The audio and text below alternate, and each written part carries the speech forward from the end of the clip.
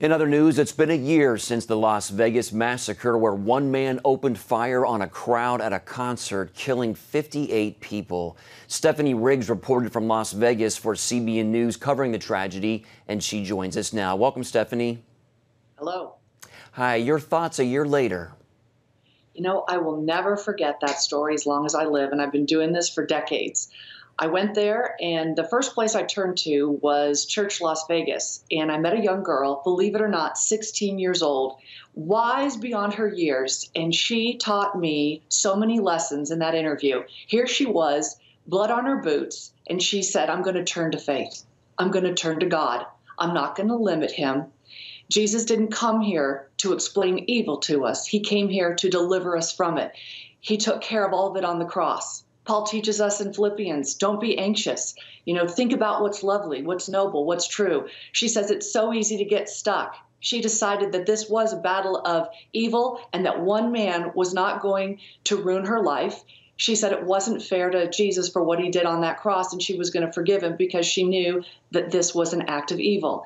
And I think when I left that interview, I couldn't believe this young girl, 16 years old. And I'll tell you something, people saw that story all over the world.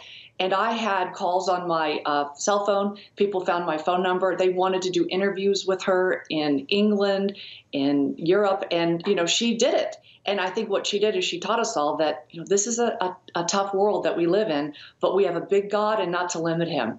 And I remember leaving there thinking, this all came out of a 16-year-old girl when her whole world was turned upside down. We talk about our faith, but hers was tested, and that's how she answered the call. She said, God, I'm going to trust you through all of this.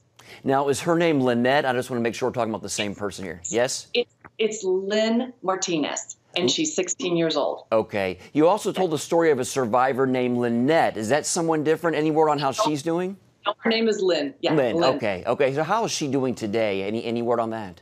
Well, based on that interview, we had kept in touch for a while there. Based on that interview, I think she's going to go very far. She knows how this all ends. And she reminds us every day that we have a choice. We have a choice whether to wake up every day and stay stuck and bitter. I mean, look at all that's going around. I'm wearing pink today because it's the beginning of October, Breast Cancer Awareness Month. We have so many people battling every day for their lives. It's a gift.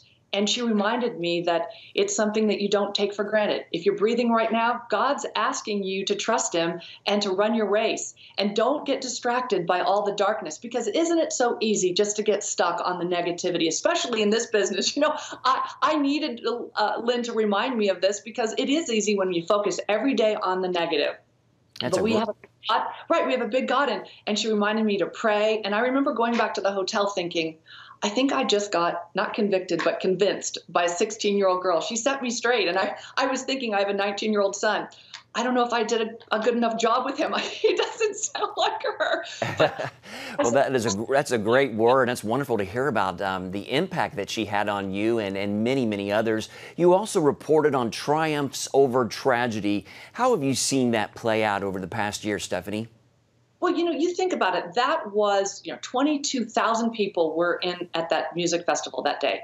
And there were more than 1,000 bullets unleashed. There were so many cameras there. This has probably been the most documented shooting and event. It's traumatized so many people. They've talked about it. They said, I don't want to see the video anymore. Well, you know what? I agree with them. Turn it off. But I had heard about this couple, and they decided that they were going to just give Satan a black eye, and they decided to have their wedding because they survived it at Mandalay Bay today. So they said, no, we are not going to let this define us. One man's evil isn't going to define us. And they're getting married today at Mandalay Bay 1 year later, because they lived, they said, to say, I do. More than 800 people were injured in that.